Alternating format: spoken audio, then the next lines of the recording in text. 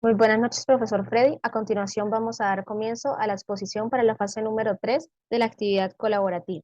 El grupo está conformado por Claudia Nayibe Camargo Arias, Wendy Joana Duarte Durán, Diana Melisa Hoyos Córdoba y quien le habla, Daniela Alejandra Jaimes Guerrero.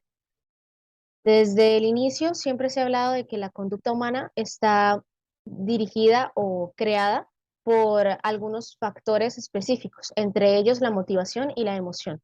Esta primera, la motivación, origina, mantiene y detiene el comportamiento tanto interno como externo del sujeto. Y esta, a su vez, es creada por las necesidades fisiológicas, psicológicas y sociales. Por otra parte, las emociones controlan las conductas complejas que regulan dicha motivación. Por lo tanto, podemos determinar que la motivación y la emoción son necesarias para el desarrollo del ser humano, ya que le permite poder adaptarse en un ambiente con racionalidad y flexibilidad, lo cual se ve reflejado en el procesamiento de la información y la valoración que da el sujeto de la realidad. Las necesidades sociales son aquellas que se crean a partir de lo que se enseña desde la niñez, aquello que interiorizamos. Ideas tales como el casarse, el que se tiene que casar para ser feliz, para estar completo, eh, que es primordial poder ser madre, que se ve mal graduarse después de los 30 años. Son ideas que a pesar de que no son vitales para nuestro desarrollo como personas, las interiorizamos haciendo las necesidades. Maslow habla de las necesidades de forma jerárquica y él indica que hay que cumplir con unas básicas para avanzar en las más elaboradas. Entre esas básicas se encuentran las fisiológicas, que se crean a partir de la supervivencia del sujeto, tales como el respirar, el comer. Necesidades tales como el sexo, el hambre y la sed son un ejemplo de estas. Según lo mencionado con anterioridad, eh, también existen unas necesidades secundarias aparte de las necesidades primarias o las necesidades fisiológicas como las conocemos. En este caso, pues, es la seguridad, la pertenencia y la estimación. Estas tres necesidades, junto a las necesidades fisiológicas, Maslow las estructuró en forma de pirámide. Estas tres se desprenden de las necesidades fisiológicas. Un ejemplo claro de estas tres necesidades es cuando el individuo busca un trabajo estable, no solo para suplir las necesidades básicas de su familia, sino también para suplir las necesidades básicas de sí mismo. En cuanto, en cuanto ese individuo encuentra el trabajo, allí él busca constantemente la aceptación en su ámbito laboral. En este ejemplo claro, se puede evidenciar estas necesidades secundarias.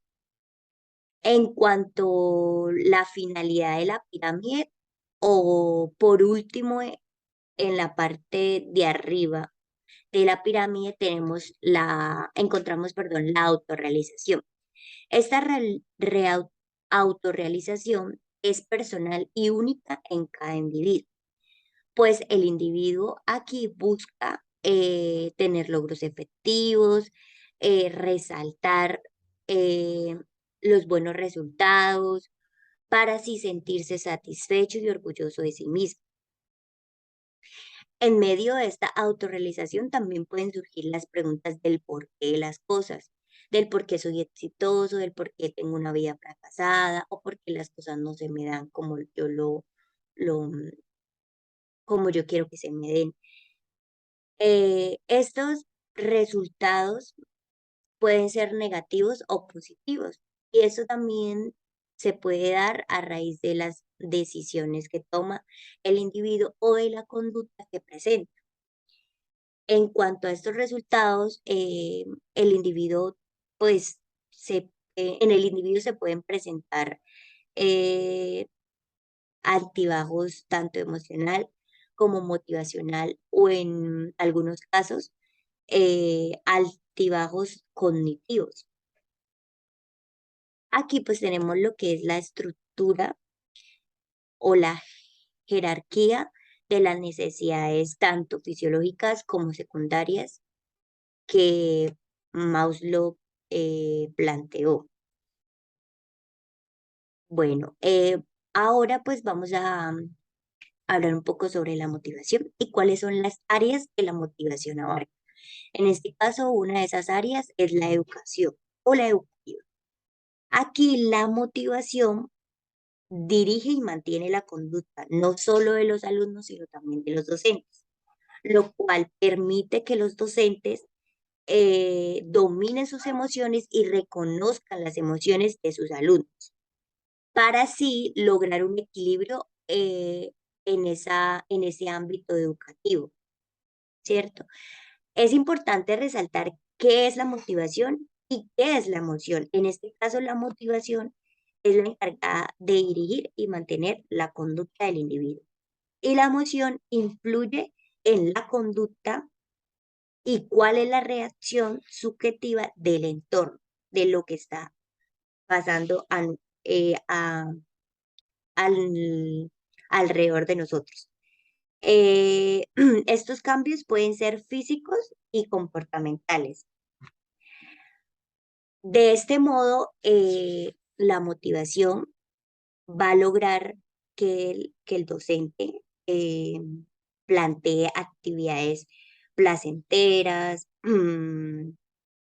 para su alumno, para su clase, y por ende, pues va a reconocer sus propias emociones o sus propias motivaciones y, y así hará que el ámbito académico o educativo sea mucho más armonioso.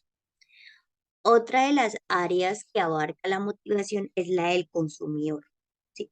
Aquí se exponen todas las necesidades básicas y personales en las cuales muchas de ellas son influenciadas por la cultura, la sociedad, y lo cual pues se vuelven en necesidades subjetivas, los cuales se vuelven en necesidades subjetivas. Estas necesidades se dan de acuerdo a la presión social, como dogmas y otras variables tales como necesidades de reconocimiento. Como se mencionó anteriormente, la motivación es un factor muy importante para el ser humano, dado que esta es una guía de la conducta. De la misma forma, las emociones van de la mano de esta, ya que estas vienen siendo la activación de dicha conducta. Y esta es una forma de supervivencia del ser humano. Hay diferentes grupitos de emociones. Según Pluvich, las emociones básicas son temor, sorpresa, tristeza, alegría, aceptación, la repugnancia, el enojo, y estas pues vienen siendo las que son innatas propias del ser humano. Por otra parte, están la vergüenza, la culpa y el orgullo, que vienen siendo parte de las emociones secundarias. Y estas pues no son innatas, sino que son creadas o provocadas ya pues, sea por la cultura o la sociedad. La otra son las morales, en donde se encuentra la culpa, el remordimiento, la indignación, entre otras. Y estas también son provocadas por las reglas socioculturales o por el tipo de moralidad que tenga el ser humano. Hay muchos teóricos que intentaron o así intentaron pues estudiar el por qué o de dónde surgen las emociones. Una de ellas es la teoría de James y Lane, en donde nos explican que para ellos esta se divide en tres factores. La primera es el estímulo, la segunda es la reacción fisiológica y la tercera es pues la experiencia emocional. Para ellos, las emociones se dan primero teniendo una reacción fisiológica. Y para un ejemplo para esto puede ser, podemos utilizar como la imagen que tenemos acá, que es la de un toro, donde esta viene siendo el estímulo emocional. El sujeto percibe esta información y tiene una reacción fisiológica que pues en la imagen sale corriendo o digamos se le aceleró el corazón o sudó, bueno, se le aumentó el ritmo cardíaco. Esta información perceptual va hacia la corteza cerebral en donde él ya llega a la conclusión de que está asustado o tiene miedo. Otra teoría es la de Cannon y Barth, en donde pues se va, digamos que tiene una controversia con la teoría anterior.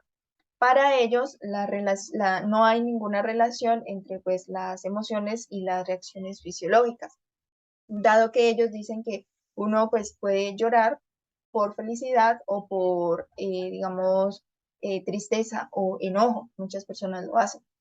Entonces, para ellos, según esto, dicen que tanto las reacciones fisiológicas como las emociones o las experiencias, los comportamientos son procesos independientes. Es así que ellos se basan en su teoría, en la investigación neurológica, en donde llegan, donde llegan a tener en cuenta que las experiencias emocionales se dan por una activación talámica y ya la conducta emocional se activa pues con el hipotálamo. Un ejemplo de esto podría ser el mismo de antes, pero entonces acá tenemos el estímulo, entonces el sujeto percibe el estímulo, esa información perceptual se va al tálamo, acá ya se va tanto a la corteza cerebral, en donde pues se da lo de la emoción, y esta misma información se va al hipotálamo, en donde pues el sujeto ya activa la reacción fisiológica. En la teoría de Papez y Meiklin, según los avances de la neurociencia, es el que rige el estudio de las emociones. En este interviene el sistema límbico, que es el responsable de las emociones. Los olores impactan más y algunas estructuras neuronales están fuertemente conectadas. Dentro de ellas encontramos el giro cingulado, el hipocampo, la amígdala, el hipocampo, y son estos los que provocan sentimientos y emociones en el cerebro. Dado así, en el sistema periférico, la emoción y la reacción se dan al tiempo. Una de las manifestaciones de la emoción se da de forma no verbal. Los humanos tienen la capacidad de comprender y entender diversas emociones con la gesticulación facial. No hay necesidad de decir palabras para comprender o entender lo que se está queriendo decir según la emoción. Al momento de comunicar las emociones, se tiene en cuenta la calidad de la voz, la manera como se expresa y se le habla a la otra persona, la tonalidad con que se dicen las cosas y la expresión facial. También el lenguaje corporal es muy importante, cómo se manifiesta la emoción de acuerdo con la postura del cuerpo, con los gestos, con los guiños, con los abrazos, especialmente abrazos y el ceño. Además, las interacciones con el ser humano se dan por la experiencia de las emociones. Dentro de ellos encontramos las demostraciones de afecto, como lo son los abrazos, las palmadas, las caricias, y nos dan a entender qué siente la persona.